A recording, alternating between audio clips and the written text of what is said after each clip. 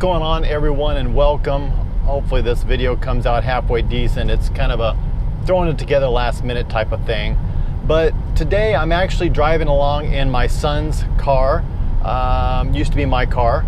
And if I remember correctly, it's a 2003. I think it's a 2003, somewhere around there. But it's a Buick Regal GS. It has the 3.8 liter V6 with the supercharger on top.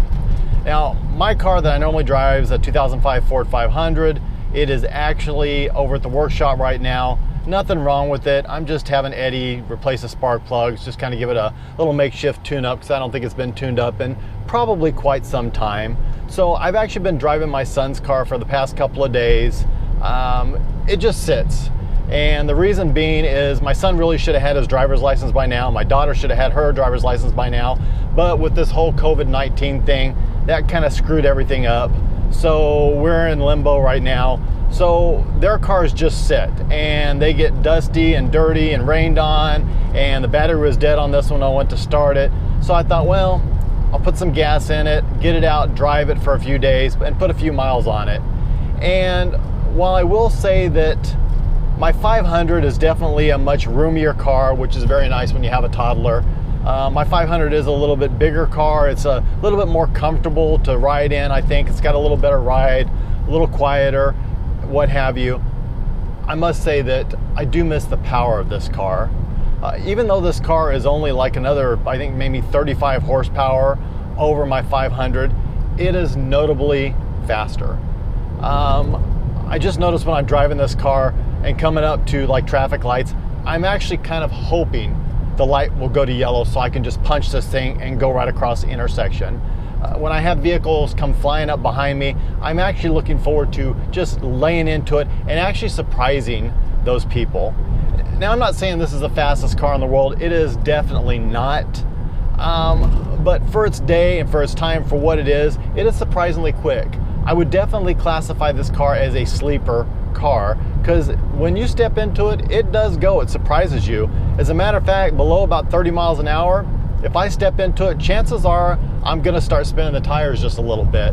And I think that's pretty impressive, especially for a front-wheel drive car. Looks like I've got a little open road here. I turned the air conditioning off, so I'll straighten it out and I'll step into it and show you what I mean.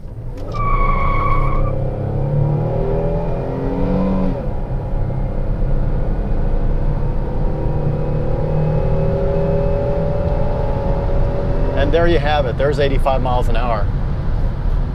Now, is it earth-shattering? No, it's not earth-shattering. Like I said, comparatively speaking to vehicles nowadays, no, this thing doesn't stand a chance. But again, if you look at it from the outside, you wouldn't think the car is this fast.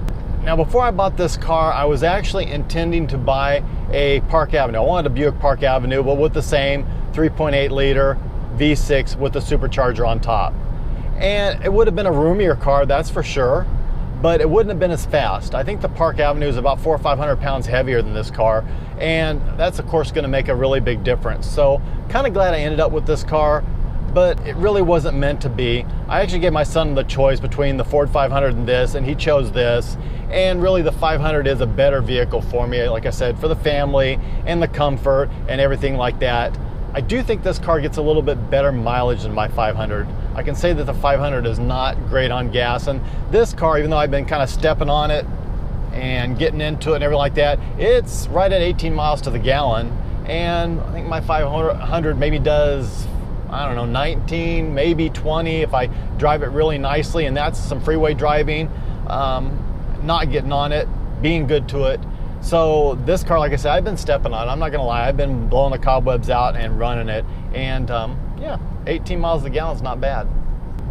See, I just had that whole yellow light situation come up back there, but I had to make a right turn, so it really didn't work out to my advantage. But you know, in conclusion, I do like my 500 better just for everyday driving. But man, if I could have the 500, but with this kind of power and acceleration, that would be awesome. Now, I know what you're saying, put a turbo on it, Mike, you'll have all the power and more. And yeah, I would, but you know, for me, it's just really not worth putting that kind of money into that car because I know I won't have it that much longer. Right now it's got like 34,000 miles on it, very low miles.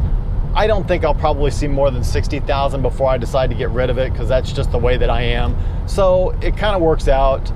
Someone will get a very low mileage, very clean Ford 500, and I'll move on to another daily driver, and probably something with a little bit more pep in its step than my current daily driver. So with that, like I said, this was just a quick video, something to do. See, I'm driving down the road looking and seeing vehicles parked on the side of the road thinking, is that for sale? Is that for sale? I'm not even really interested in the vehicle itself. I'm just curious if it's for sale. I got it bad, there's no doubt about it. So I'm gonna end the video. As always, don't forget to like, share, and subscribe.